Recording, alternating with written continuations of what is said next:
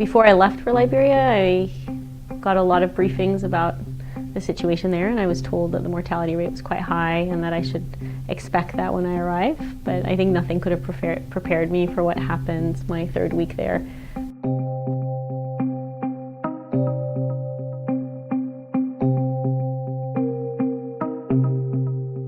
When I first arrived in Liberia, I assumed that most of the deaths would have been a consequence of tropical diseases. But then after I started working there, I realized that a lot of the reasons they were dying were generally diagnoses that kids survive in a high-resource setting. But they were presenting very, very late. They would often present at the point where they were in organ failure, for instance.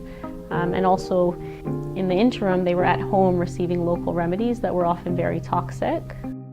Another huge contributing factor is malnutrition. You can have a healthy child develop pneumonia or a gastroenteritis, like a vomiting illness, and they'll recover quite quickly from it. But when you have a child who's severely malnourished, you end up with kids that are very, very ill and that are often hard to treat.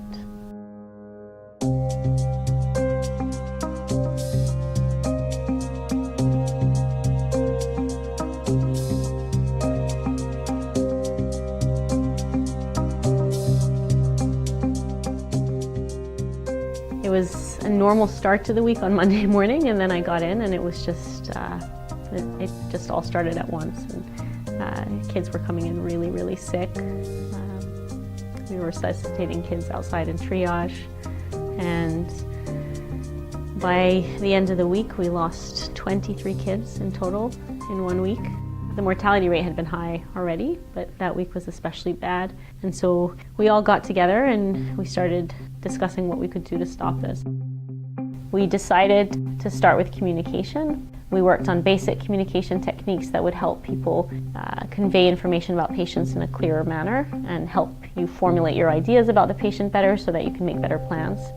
We worked on structured training most days and then more informal training. We worked on better 24-hour care. We decided to round twice a day rather than once. We noticed that the majority of patients that were dying in the evening hours, and so we started thinking about ways that we can address that. So we advocated and worked with the administrative team to hire an extra physician assistant that could help cover the nighttime hours so that they were less overwhelmed and had more time to care for the patients.